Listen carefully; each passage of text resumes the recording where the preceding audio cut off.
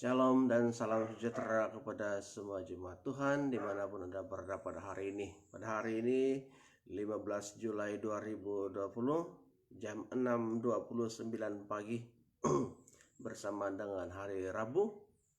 Selamat pagi dan Tuhan memberkati kita semua dengan tema firman Tuhan pada hari ini. Sebagai renungan kita adalah hidup berbahagia. Tapi kali ini kita akan membaca bagian ayat firman Tuhan dalam surat Wahyu. Dalam Wahyu 14 ayat yang ke-13 berkata seperti begini. Dan aku mendengar suara dari surga berkata, tuliskanlah, berbahagialah orang yang mati di dalam Tuhan sejak sekarang ini. Sungguh kata Roh, supaya mereka boleh beristirahat dari jerih lelah mereka, karena segala perbuatan mereka menyertai mereka. Saudaraku yang berbahagia yang saya kasih di dalam nama Tuhan Yesus Kristus, kebahagiaan dalam hidup ini memang menjadi idaman dan impian kita sebagai umat Tuhan. Oke, dan saya pikir Tuhan sudah janjikan dan Tuhan sudah berikan jalannya bagaimana untuk kita mendapat atau memperolehi hidup yang berbahagia itu. Nah, pada minggu yang lepas kita sudah belajar kata berbahagia yang tertulis dalam kitab Injil Matius 5 ayat yang ke-3 sampai ke-11. Dan pada kali ini kita akan melihat dan belajar beberapa ayat firman Tuhan dalam kitab surat Wahyu yang ada kaitan dengan kata berbahagia. Dan dikatakan sekali lagi dalam pasal 14 Wahyu 14 ayat yang ke-13, saudara, di sana, berbahagialah orang yang mati dalam Tuhan. Namun ada sebelengan mungkin yang tertanya, kenapa? Apa sebab ayat ini berkata demikian? Sebab bukankah kalau ada orang yang mati, kalau ada orang yang meninggal, bukan justru berbahagia, tapi kan terus nangis dan sedih-sedih begitu saja. Namun yang jelas dalam ayat yang ke-13 dikatakan adalah berbahagia orang yang mati di dalam Tuhan. Jadi maksudnya, saudara, ada kematian yang tidak mengalami kebahagiaan, itulah orang yang mati di luar Tuhan. Nah, apa pengertian ataupun artinya di dalam Tuhan? Nah, kata di dalam Tuhan artinya adalah yang pertama, yang mana seseorang itu telah percaya kepada Yesus Kristus adalah Tuhan. Bahkan bukan saja ia percaya Yesus itu sebagai Tuhan, tetapi ia juga menerima Yesus Kristus itu sebagai Tuhan dan Juru Selamat di dalam kehidupannya secara pribadi. Dikatakan dalam Kolose 2 ayat ke-6 berkata, saya akan bacakan bagi kita, kamu telah menerima Kristus Yesus Tuhan kita, karena itu hendaklah hidupmu tetap di dalam Dia.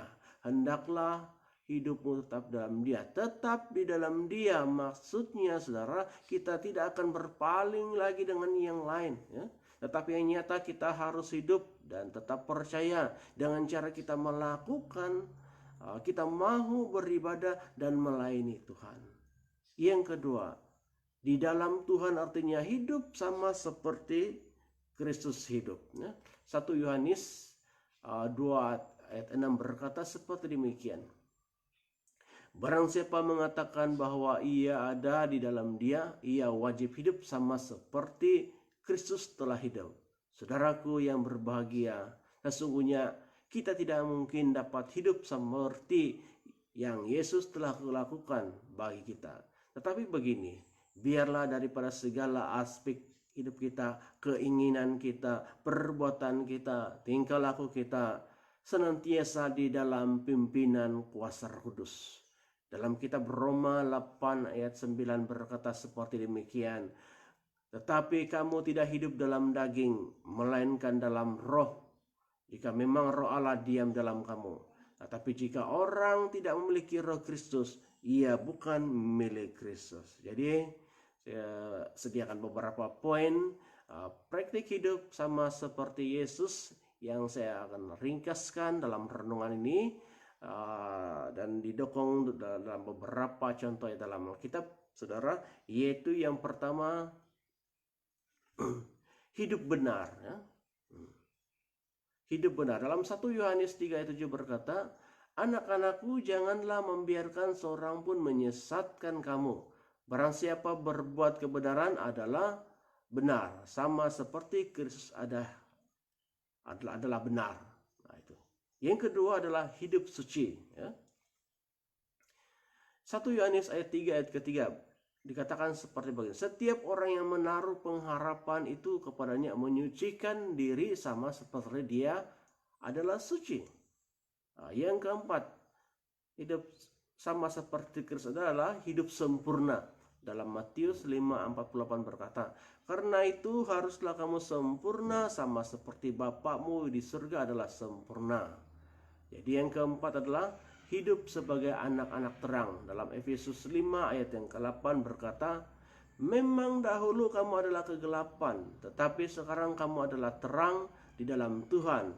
Sebab itu hiduplah sebagai anak-anak terang. Demikianlah kita lihat beberapa dokongan ayat firman Tuhan yang berkaitan dengan hidup sama seperti Kristus hidup. Ya. Nah, jadi inilah sebagian ataupun renungan singkat firman Tuhan pada hari ini, dan sebagai responnya ya, sebagai umat Tuhan, mari hidup selalu dalam iman dan percaya kita kepada Tuhan Yesus Kristus, supaya kita hidup berbahagia ya, walaupun nantinya kita mengalami kematian secara fisik, tetapi kata firman Tuhan, orang yang hidup dalam Tuhan Yesus Kristus, ia tetap menjadi milik Tuhan.